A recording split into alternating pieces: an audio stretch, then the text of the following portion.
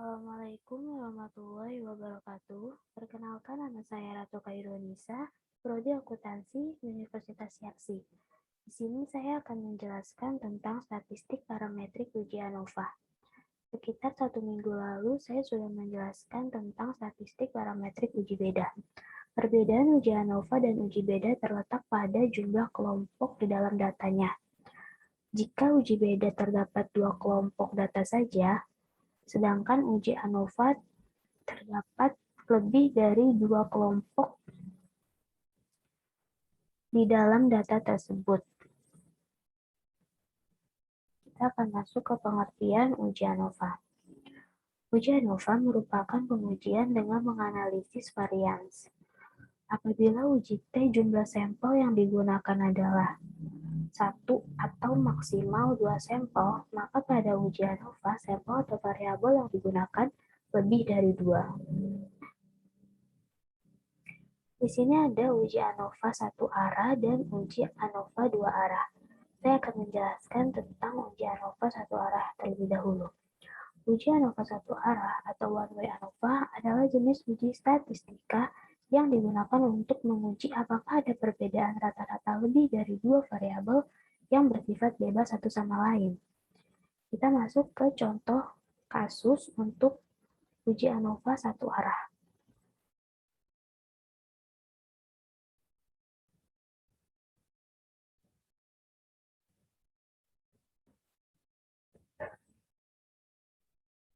Ini adalah contoh kasus untuk uji ANOVA 1 arah atau one-way ANOVA.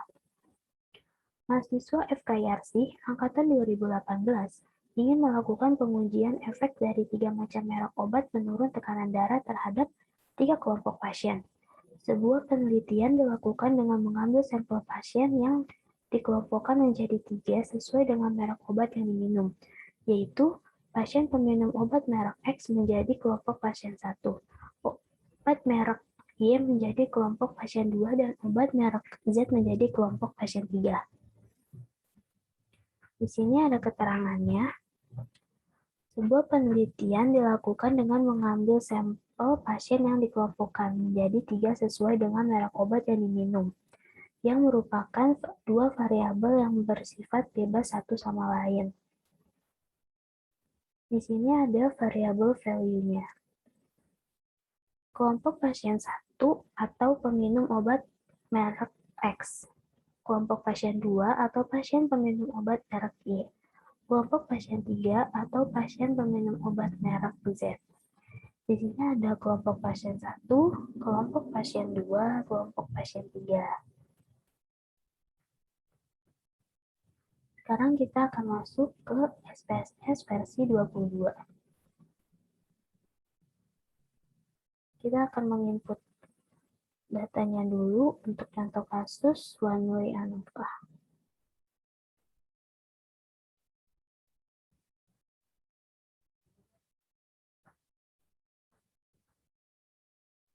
Data uji ANOVA 1 arah atau one-way ANOVA.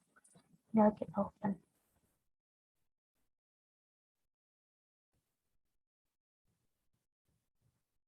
Tinggal di OK. Nanti akan muncul tab baru.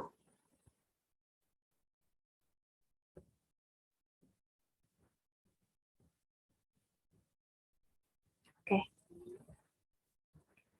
Di sini ada tekanan darah dan kelompok pasien. Kita akan ubah dulu untuk menghilangkan desimalnya.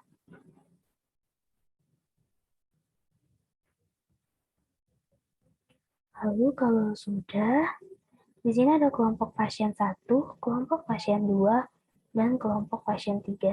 Kita masuk ke analyze, compile, lalu kita masuk one-way ANOVA. Setelah itu, ini tekanan darah kita taruh di dependent list dan kelompok pasien di vektor. Kalau sudah, kita ke post hoc. Lalu kita checklist to K dan buat Veroni, lalu kita klik continue. Lalu kita masuk ke option, kita checklist juga deskriptif, dan homogeneity of variance test. Lalu kalau sudah, kita klik continue. Sudah, tinggal kita klik OK. Nanti akan muncul tab baru lagi. Ini dia hasilnya untuk contoh kasus uji ANOVA satu arah. Di sini ada deskriptif. Kelompok pasien 1 berjumlah 7 orang. Kelompok pasien 2 juga berjumlah 7 orang. Kelompok pasien 3 juga berjumlah 7 orang. Di sini ada mean atau rata-rata. Kelompok pasien 1 memiliki rata-rata 125. Kelompok pasien 2 memiliki rata-rata 125 juga. Dan kelompok pasien 3 memiliki rata-rata 152,14. Di sini juga ada nilai minimum dan maksimum. Kelompok pasien 1 memiliki nilai minimum 110 dan maksimumnya 140. Kelompok pasien 2 memiliki nilai minimum 105 dan maksimum 140. Dan kelompok pasien 3 memiliki nilai minimum 130 dan maksimumnya 175. Lalu kita akan masuk ke test of homogeneity of variance. Kita lihat signifikan di sini. Ini adalah 0,708, yang artinya dia lebih dari 0,05. Jika lebih dari 0,05, artinya variansnya sama, dan ini bisa dilanjutkan untuk diteliti. Selanjutnya kita akan lihat di ANOVA. Kita lihat signifikannya juga. Signifikannya ini 0,001, artinya dia kurang dari 0,05, yang artinya HO ditolak dan HA diterima. Kita buka hipotesis yang ada di materi.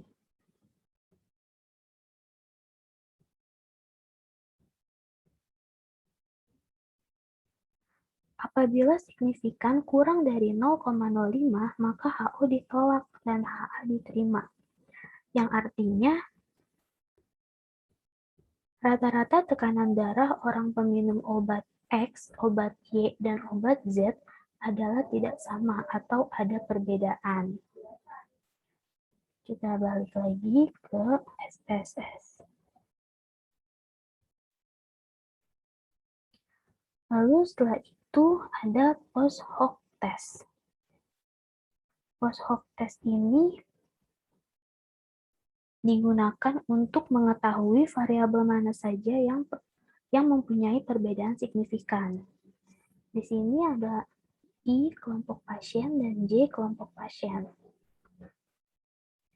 Kelompok pasien 1 dan kelompok pasien 2 tidak memiliki perbedaan yang signifikan karena di sini 0,000. Sedangkan kelompok pasien 1 dan kelompok pasien 3 memiliki perbedaan yang signifikan karena di sini ada min 27,143.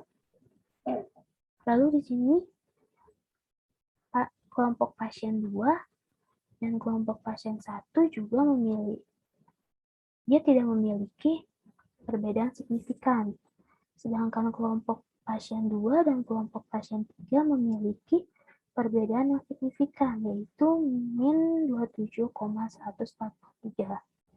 Kenapa kelompok pasien 3 selalu memiliki perbedaan signifikan? Kita lihat di sini, rata-rata. Rata-rata untuk kelompok pasien 1 adalah 125, sedangkan kelompok pasien 2 juga 125, dan kelompok pasien 3 152,14. Dari sini dilihat perbedaan yang signifikan. Jadi, di post hoc testnya, dia kelompok pasien 3 itu selalu ada perbedaan signifikan.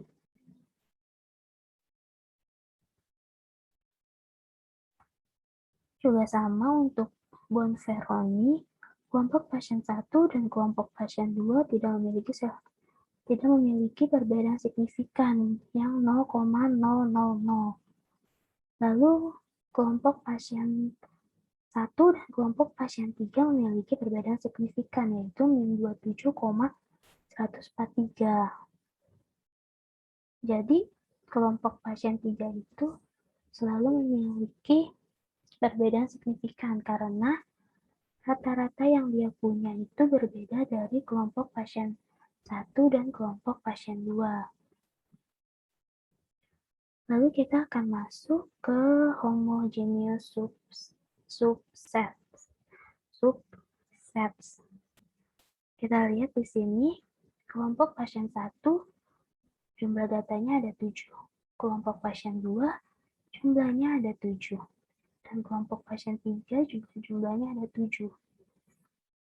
Di sini kita lihat rata-rata untuk kelompok pasien 1 125 dan kelompok pasien 2 125. Sedangkan untuk kelompok pasien 3 152,14.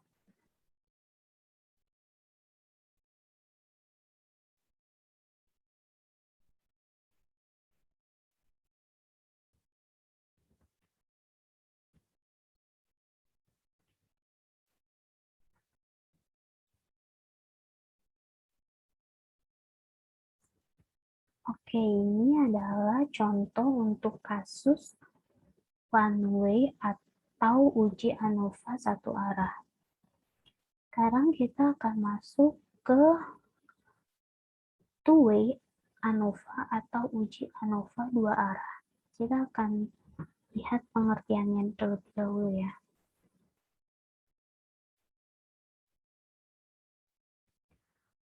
Two way ANOVA. Uji ANOVA dua arah atau two way ANOVA adalah jenis uji statistika parametrik yang bertujuan untuk mengetahui apakah terdapat perbedaan rata-rata antara lebih dari dua grup sampel. Berbeda dengan uji one-way ANOVA yang analisisnya hanya berlangsung satu arah, yaitu antar perlakuan.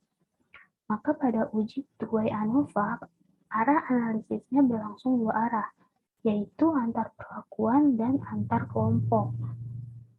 Kita akan coba buka contoh kasus untuk uji ANOVA dua arah.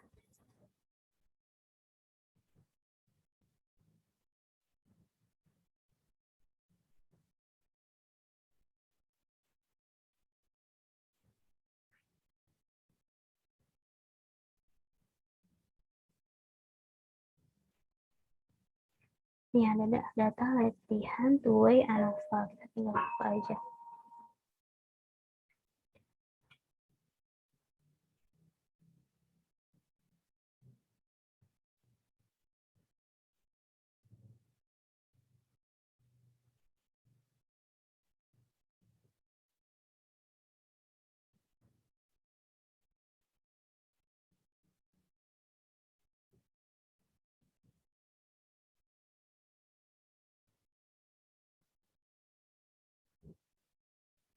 Oke, ini adalah contoh kasus two-way ANOVA.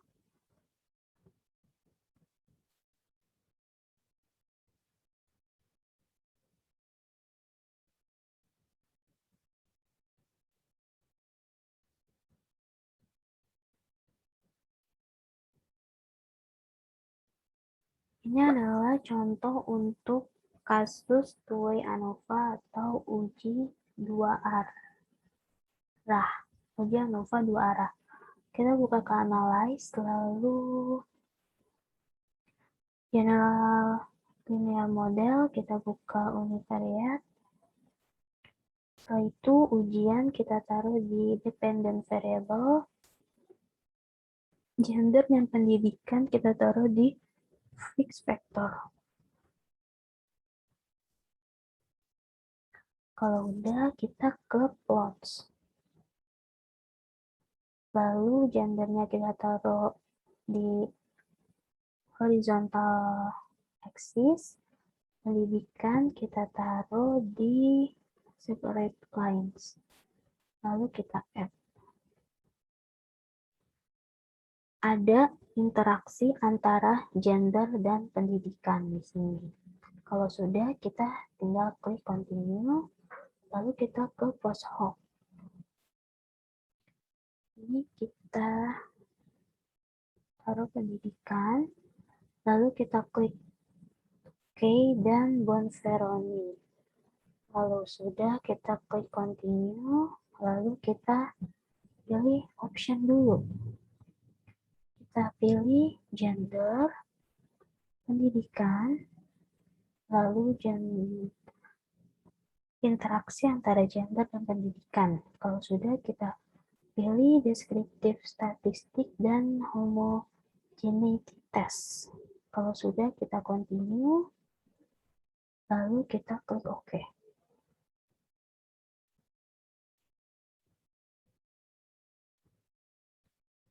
Ini adalah hasil untuk uji ANOVA 2 arah atau two-way ANOVA.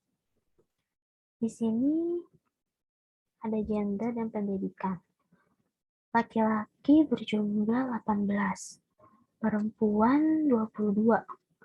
Yang SMP ada 8, SMA ada 20, dan S1 ada 12. Kita masuk ke deskriptif statistiknya. Gender laki-laki, pendidikan SMP rata-ratanya 32,43 dan jumlah orangnya ada 7. Laki-laki SMA rata-ratanya 46,60.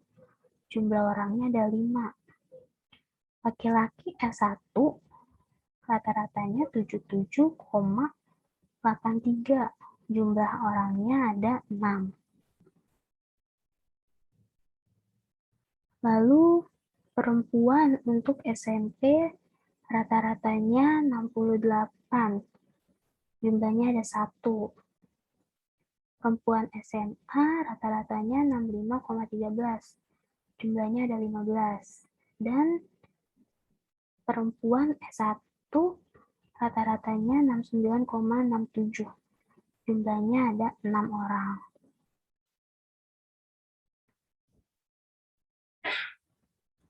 Lalu kita masuk ke Levene Test of Equality of Error Variance. Kita lihat signifikannya di sini.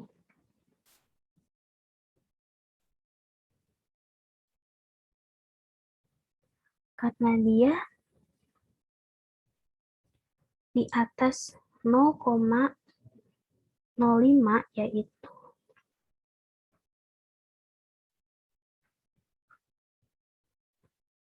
0,527 yang artinya variansnya sama di atas 0,05.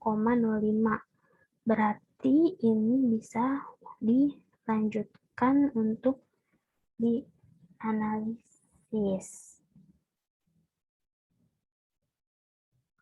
Kita masuk ke test of between subject effect. Kita lihat corrected modelnya, signifikannya 0,00. 0,000 yang artinya corrected modelnya ini valid. Lalu kita lihat gender. Gender juga 0,000. Gender berpengaruh terhadap nilai ujian. Lalu kita lihat pendidikan. Pendidikan juga 0,000 yang artinya pendidikan juga berpengaruh. Lalu kita lihat interaksi antara gender dan pendidikan.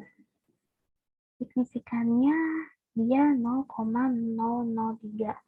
Dia di bawah atau kurang dari 0,05 yang artinya interaksi gender dan pendidikan berpengaruh.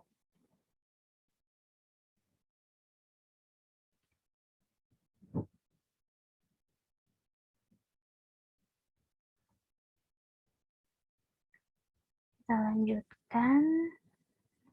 Ini bisa dilewat aja. Kita lanjutkan ke post hoc test. Di sini ada pendidikan, ini ada pendidikan J. SMA, SMP, dan SMA dia memiliki perbedaan yang signifikan. Lalu SMP kelas 1 dia juga mempunyai perbedaan yang signifikan, yaitu min 36,88. SMP ke SMA ke SMP dia juga mempunyai perbedaan signifikan, yaitu 23,63. SMA ke S1 dia juga punya perbedaan signifikan, yaitu min 13,25. S1 ke SMP dia juga memiliki perbedaan yang signifikan, yaitu 36,88.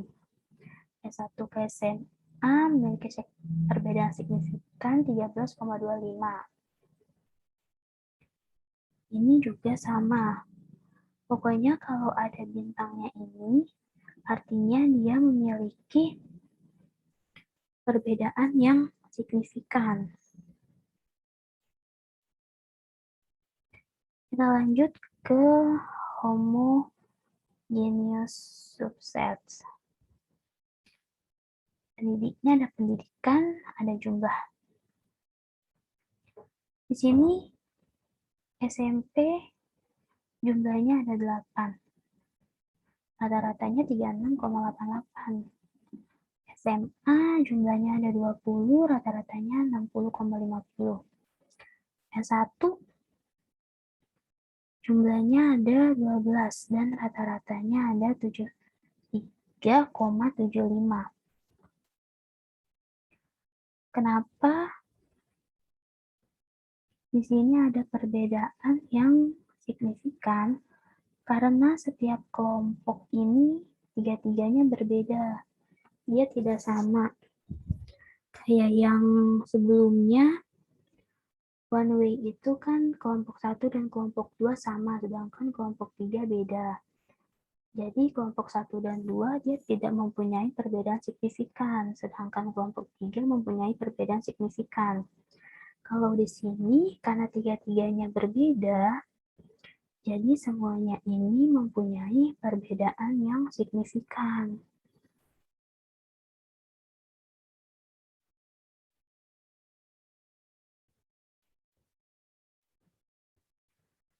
Lalu ini ada profil plots-nya untuk contoh kasus two-way ANOVA.